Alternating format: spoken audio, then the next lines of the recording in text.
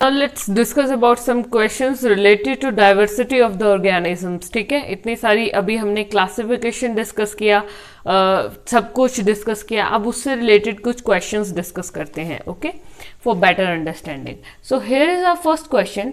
What is the primary characteristic on which the broad division of the organisms is made?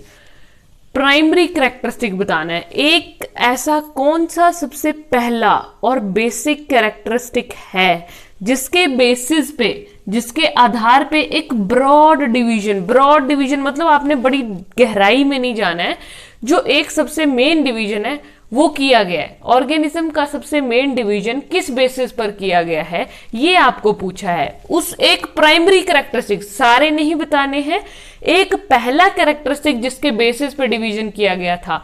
तो इसका answer मैंने आपको बताया था कि न्यूक्लियस के बेसिस पे डिवीजन किया गया था, कि जो न्यूक्लियस है वो मेम्ब्रेन बाउंड है या नहीं. ठीक है, दो सिचुएशंस हो सकती हैं, या तो होगा मेम्ब्रेन बाउंड या तो नहीं होगा. अब न्यूक्लियस की तरह ही और भी सेल में बहुत सारी ऑर्गेनेलीज होती हैं, ठीक है, जो कि मेम्ब्रेन बाउंड हो भी सकती हैं और नहीं भी हो सकती हैं. ओके, तो इंपॉर्टेंट क्राइटेरिया बेसिकली आएगा क्या, सारी ऑर्गेनेलीज को देख रहे हैं ना कि उसमें मेम्ब्रेन है या नहीं है. That means nature of cell is the primary characteristic on which the broad division of the organisms is made. ठीक है, नेचर ऑफ सेल के आधार पे दो तरह के सेल हम बोलते हैं, that is prokaryotic and eukaryotic. Prokaryotic क्या होता है, जिसमें सेल जो मेम्ब्रेन है वो नहीं होती है, ठीक है, नेक्ड डीएनए होता है. यूकैरियोटिक में क्या होता है कि जो ऑर्गेनेलीज हैं वो प्रॉपरली कवर्ड होती है मेम्ब्रेन से. ठीक है, ये विदाउट मेम्ब्रेन ऑर्गेनेलीज हैं प्रोकैरियोट्स में. इन्हीं के बेसिस पर हम फर्दर स्मॉल सब ग्रुप्स में डिवाइड करते हैं आगे. ठीक है, next question is what are the advantages of classifying organisms? क्या एडवांटेजेस, क्या फायदे हैं ऑर्गेनिजम्स को क्लासिफाई करने के?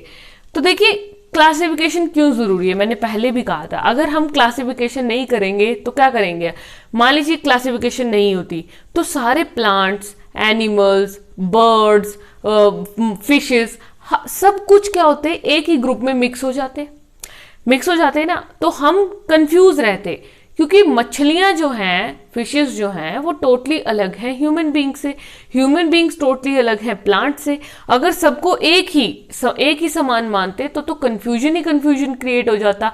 Hence for the better understanding purpose, ठीक है, बेटर कैटेगराइजेशन करा गया, ठीक है, ताकि आगे कैटेगरीज बनाने में आसानी हो, इसलिए क्लासिफिकेशन कर देगी कि ये जी प्लांट है, ये अन्य है, ये कोई और है. ठीक है, 5 किंगडम सिस्टम ऑफ क्लासिफिकेशन किया गया इसीलिए, ताकि बेटर कैटेगरीज आगे बनाई जा सकें, प्रॉपर कैटेगरीज बनाई जा सकें. ठीक है, next is easier study for the scientific research. अब देखो, क्लासिफिकेशन से क्या होगा ना कि एक भीड़ नहीं जमा हो जाएगी बहुत सारी. अगर क्लासिफिकेशन करेंगे तो हमें पढ़ना आसान रहेगा, जैसे अभी हमें पढ़ना इजी लगा. अगर ये सारी क्लासिफिकेशन नहीं होती, हम एनिमल्स भी एक साथ पढ़ते, प्लांट्स भी, सब एक ही चीज पढ़ते, सो बहुत सारा कंफ्यूजन होता. तो हमने प्रॉपर कैटेगरीज पढ़ी कि ये एनिमल्स हैं, ये पाइसेस हैं, ये फिशेस हैं, ये एवरी कैटेगरी हमने पढ़ी. ठीक है, तो दैट मीन्स ये कैटेगरीज हमें हेल्प करती हैं इजी स्टडी के लिए. Next is better understanding of human relations. हाँ, एक दूसरे के साथ ह्यूमन रिलेशंस कैसे हैं इसके बारे में हमें पता चलता है, या दूसरी स्पीशीज पर हम कैसे डिपेंड हैं, जैसे हम लोग प्लांट्स पे डिपेंड हैं वो हमने जाना, या फिशेस भी हम लोग खाते हैं, एक डिपेंडेंसी का पता चला.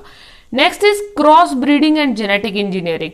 यस, अगर क्लासिफिकेशन होगी तो हम पता लगा सकते हैं. क्रॉस ब्रीडिंग का मतलब होता है कि अभी जैसे हॉर्स और डंकी को कंबाइन करके म्यूल बना, ठीक है, घोड़े और गधे के कॉम्बिनेशन से खच्चर की उत्पत्ति हुई, कहने का मतलब है. ठीक है, तो अगर वो कॉम्बिनेशन हुआ तो हमें कैसे पता चला? अगर हम डंकी को अलग ना करते, हॉर्स से सब एक ही मानते, तो क्या म्यूल बन पाता? हमें पता भी नहीं चलता कि क्या म्यूल है. लेकिन हमने स्टडी किया डिटेल में और कैटेगरीज बना दी कि जी ये तो अलग अलग है. फिर हमने क्रॉस ब्रीडिंग मतलब दो अलग अलग जातियों में क्या करवाई, हमने ब्रीडिंग कराई, सेक्सुअल रिप्रोडक्शन परफॉर्म कराई, तो एक नई इंडिविजुअल बने। जेनेटिक इंजीनियरिंग, जीन्स के लेवल पे इंजीनियरिंग करना, ठीक है, ये डिटेल कॉन्सेप्ट है, हम डील करेंगे इसको। Okay, now let's talk about question number 3, that is on what basis are plants and animals put into different categories. क्या बेसिस है जिसके बेसिस पे प्लांट्स और एनिमल्स को डिफरेंट कैटेगरीज में रखा गया है? किस आधार पे रखा गया है? प्लांट्स को अलग और एनिमल्स को अलग, तो मैंने आपको बताया था मोड ऑफ न्यूट्रिशन के बेसिस पे। पहला पॉइंट बहुत इंपॉर्टेंट, कि जो प्लांट्स हैं वो क्या होते हैं? Producer, autotroph. Plants are autotroph, जो अपना खाना खुद बनाते हैं, और हम लोग ह्यूमन बींग्स उन पर डिपेंड हैं, हेट्रोट्रॉफ्स। तो एनिमल्स क्या है? हेट्रोट्रॉफ। हेंस पहला पॉइंट है mode of nutrition. Second point जिस बेसिस पे रखा गया, डेट इज सेल वॉल, जो हमेशा मैं आपको बोलती आ रही हूं, सेल वॉल प्रेजेंट और एब्सेंट, ठीक है। प्रेजेंट प्लांट में होता है और एब्सेंट एनिमल में होता है। लोकोमोशन, देखिए लोकोमोशन होता है, एक होता है मूवमेंट, एक होता है लोकोमोशन। मूवमेंट मतलब हिलना, ठीक है, वो अपनी जगह पर भी बंदा हिल सकता है। लोकोमोशन होता है movement of object from one place to another, means change in position is locomotion. लेकिन मूवमेंट में जरूरी नहीं है कि चेंज इन पोजीशन होगा, ठीक है, from one place to another.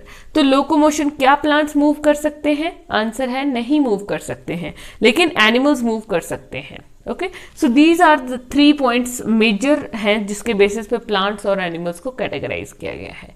Next question is explain the basis for grouping organisms into 5 kingdoms. 5 kingdom क्यों बनाए गए? मेनली इस चैप्टर के क्वेश्चंस रिलेटेड ही हैं कि 5 किंगडम्स क्यों बनाए गए, 5 किंगडम्स क्यों बनाए गए, या कैटेगरियां क्यों बनाई गई, ठीक है। लेकिन बात एक ही जगह आके आपको पहुंचेगी, ठीक है। आप कुछ भी क्लासिफिकेशन कर लीजिए, फंडा तो वही रहेगा।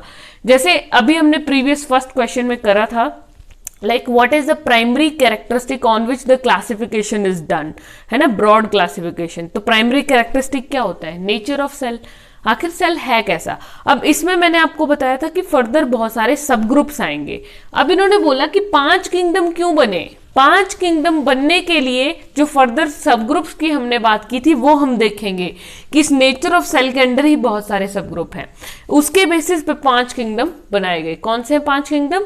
Monera, protista, fungi, animalia, Plantae. Okay, तो क्या कैरेक्टरिस्टिक थे? पहला, यूकैरियोटिक या प्रोकैरियोटिक, सेल का नेचर कैसा है, यू है या प्रोकैरियोटिक है। सेकंड इसी में आ जाएगा कि बॉडी का डिजाइन कैसा है, मल्टी सेलुलर है या यूनिसेलुलर है।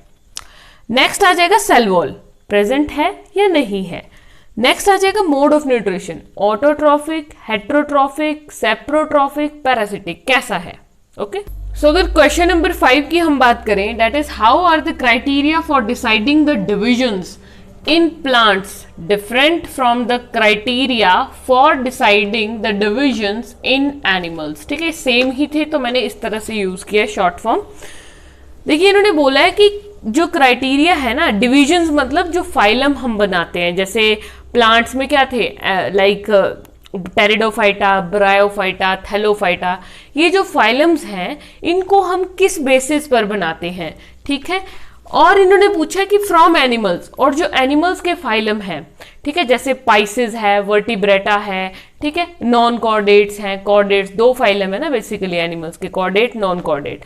तो किस बेसिस पे ये क्लासिफिकेशन की है हमने कि प्लांट्स को ब्रायोफाइटा बना दिया और एनिमल्स में नॉन कॉर्डेट कॉर्डेट बना दिए, क्या बेसिस था इसका? तो देखिए जो प्लांट्स है उसमें अलग बेसिस था, एनिमल्स में अलग था। प्लांट्स में जो बेस यूज किया गया that was the morphology. Morphology का मतलब होता है सिर्फ एक्सटर्नल कैरेक्टरिस्टिक को देख के यूज किया गया, ठीक है, कि डिफरेंशिएटेड एंड अनडिफरेंशिएटेड बॉडी, कि बॉडी में रूट, स्टेम, लीव है या नहीं है, बाहर से देख के। मॉर्फोलॉजी मीन्स एक्सटर्नल फीचर को देख के बोला गया कि डिफरेंशिएटेड बॉडी है या अनडिफरेंशिएटेड है, ठीक है। प्रेजेंस और absence of vascular bundles, vascular bundles present है या नहीं है, ठीक है। Vascular bundle means xylem, phloem वगैरह है या नहीं है, ओके। तो इसके बेसिस पे प्लांट्स को क्लासिफाई किया गया।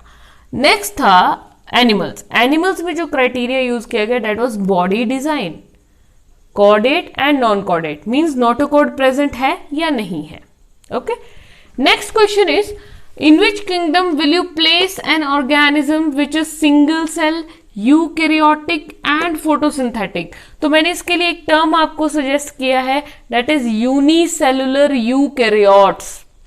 यूनिसेलुलर यूकैरियोट्स टर्म किसके लिए आया है? प्रोटिस्टा के लिए, और ये फोटोसिंथेसिस भी परफॉर्म करते हैं. So answer is kingdom protista. Okay, so this was all about the questions.